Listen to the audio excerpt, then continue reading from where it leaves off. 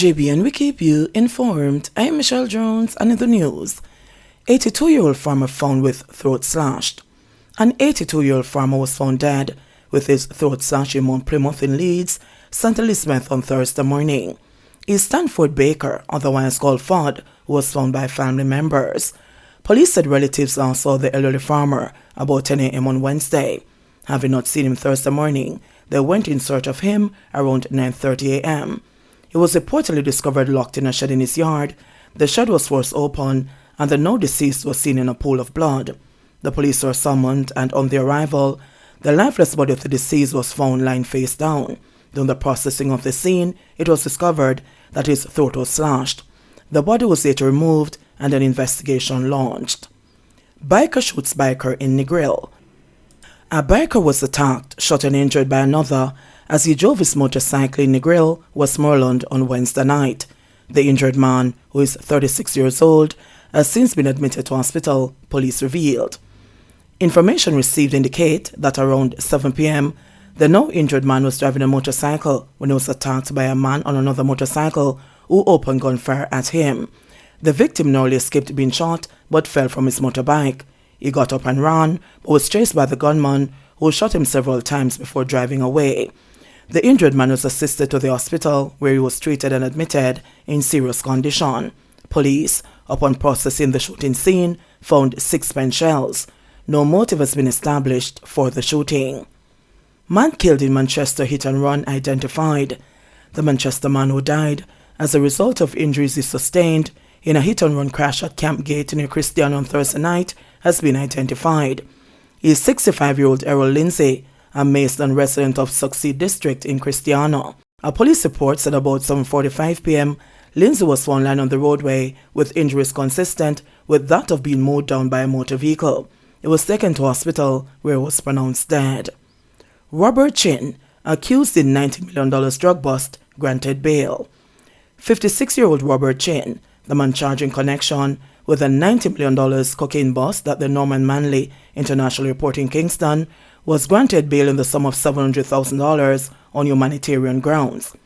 Parish Judge Maxine Dennis McPherson from the Kingston and St. Andrew Parish Court granted bail after an application was made by Chin's attorney, Peter Champagne KC, which resulted in a heated debate between the defense counsel and the prosecution. Champagne argued that his client should be granted bail because he needs dialysis treatment every other day. Champagne added that the police officers at the Halfway Tree police station, where Chin is being housed, did not take him to get treatment. Champagne also told the court that the wound with a tube leading to his heart and throat is not being cared for adequately. He noted that this puts Chin's life in danger, stating that his life is in great peril. However, the prosecution opposed bail, stating that Chin is a flight risk. The judge, however, granted bail with strict bail conditions. "I have to consider whether Mr. Chin will get the care he needs," Dennis McPherson said before making her judgment known. Chin, who is the half-brother of People's National Party PNP Vice President Michael Phillips, was ultimately granted bail with 1 to 3 sureties. Chin was also ordered to report to the nearest police station every day. He is to surrender all travel documents and not contact any Crown witnesses. A nightly curfew was also placed on his bail conditions. Reports saw that on Monday, about 7 a.m., Chin, who is of a mono address in Kingston, was attempting to board a departing flight to the United States of America, but managed to evade arrest after anomalies were detected on a suitcase assigned to him. A search of the luggage was conducted, and the illicit drug, with an estimated street value of $600,000 or 90,603,000 Jamaican dollars, was found. Chin was later arrested about 6:30 the same day. He is to return to court on February 10. One in custody following gun and ammo seizure in St. Mary. A man is in police custody following the seizure of a gun and ammunition during an operation in Scotsall District, St. Mary on Thursday. Reports from Neonoto Bay Police are that about 1:30 p.m., lawmen were in the area after they received complaints of an alleged assault by a man with a firearm in the community. The police team went in search of the man, and during their investigation, he admitted that he had the gun. A search of an open lot was conducted, and one CZP 9mm pistol with a magazine containing 1 round of ammunition was seen among debris. The man was subsequently arrested. His identity has been withheld pending further investigation. 172 taxi drivers killed in the past 5 years, 2 since January 1, 2023. 172 taxi operators have been killed by gunmen over the last 5 years, according to Edgerton Newman, president of the Transport Operators Development Sustainable Services, TODS. It is a staggering number, really. 172 taxi operators have been slain in one way or another. We're under the gun, we're under siege, Newman said. Several have been abducted. We haven't heard from them. They have just gone missing, especially in the year 2021. But 172 have been slain by the gun and the instruments of death, he continued. According to the statistics compiled by TODS, there were 23 murders of taxi operators in 2018, then 17 in 2019. The number of murders in the sector doubled, with 34 murders in 2020, and has steadily increased since then, with 41 murders in 2021 and a high of 57 in 2022. The high mortality rate has continued unchecked, with 2 murders and 1 suicide in the transport sector in the first 5 days of 2023. On Wednesday, 32-year-old taximan Javon Ferguson was discovered slumped over the steering wheel of his taxi along a roadway in Seaview Gardens in St. Andrew. He had been shot in the head. The latest case involves a 34-year-old taxi driver, Answer Thomas, who was shot dead by a gunman at the Nago Head Transport Centre in Portmore, St. Catherine, on Thursday morning.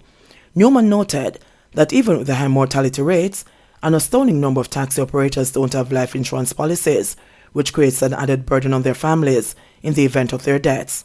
It is unfortunate that transport operators, and especially the workers in the sector, don't have life insurance coverage. Most, 85% by rough estimation, don't have insurance. We have sought out life insurance policies for them, but they are unable to pay the premium because of the low wages, the cost of paying tickets, Newman said. He pointed to a level of mistrust between insurance companies and the taxi operators, which has led to the low number of those actually accessing the benefits of a life insurance policy. Several just refuse to pay because they feel that the insurance company is ripping them off. We have had several meetings with major insurance companies to provide packages for them, and very few are taking up the offer for life insurance. Most of them, when they die, we have to get involved to find resources to provide for their funeral. Their children are left behind.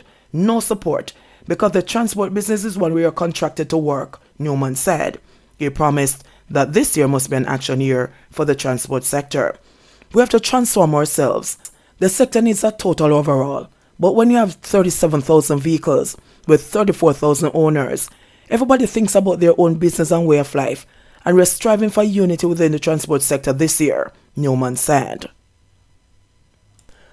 Olympic Gardens woman hit by a stray bullet on January 1 gives thanks. A St. Andrew woman is grateful to God, having received an unwelcome jolt 2 hours into the new year when she was awakened by a burning sensation on her arm. The woman was reportedly hit by a bullet of unknown origin as she stepped out of her home in Olympic Gardens. She was rushed to the hospital by a neighbor. The police's Constabulary Communications Unit CCU confirmed that the incident occurred around 2:40 a.m. Recounting the incident, the victim said, "Me in my bed, me and my great-grandson and my granddaughter. My face turned to the front and my back turned to them. My granddaughter over the wall and my great-grandson behind me. See me asleep and me hungry or dumb. Me jump up same time. When me jump up, me only feel me hand a burn. And me just jump off of the bed same time and me call my son. Me no hear no response.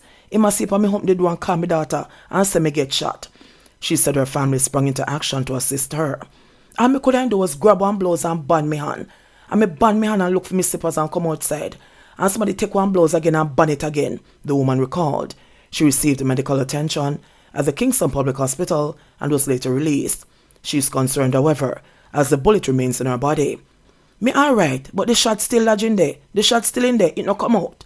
Still shaken up over the incident, the woman bemoaned the fact that she could have lost her life due to this incident.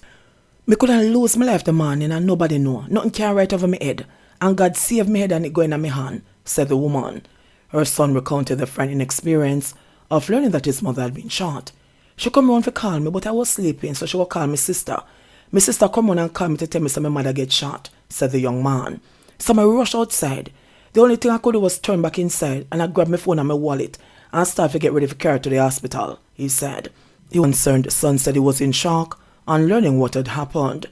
"The people didn't tell me I'm not eligible for drive because the response we gave them was like I was basically in shock and I'm not quite sure what I'm trying to say to them. So I had to let somebody else take her to the hospital," he said. The son said his mother is now at home recuperating. Western Regional Health Authority gets new ambulances. The emergency vehicle fleet at the Western Regional Health Authority was boosted on Friday with a presentation of 4 new ambulances valued at $48 million. The units were handed over to the region by Dr. Christopher Tufton, Minister of Health and Wellness, during a ceremony on the grounds of the Cornwall Regional Hospital in St. James, ahead of a tour of ongoing rehabilitation works at that facility. According to him, while the ambulance fleet has increased to 22, it is not adequate to serve the region, which covers St. James, Westmoreland, Trelawney and Hanover. But he said more units will be provided in the 2023-24 financial year. Tufton encouraged motorists and commuters to use the roads with care to reduce the number of fatalities and the heavy reliance on ambulances to respond to accidents. There were 152 road fatalities in the region. JBN, we keep you informed. Please remember to subscribe, like, share, leave us a comment and click the notification bell to receive our daily news items.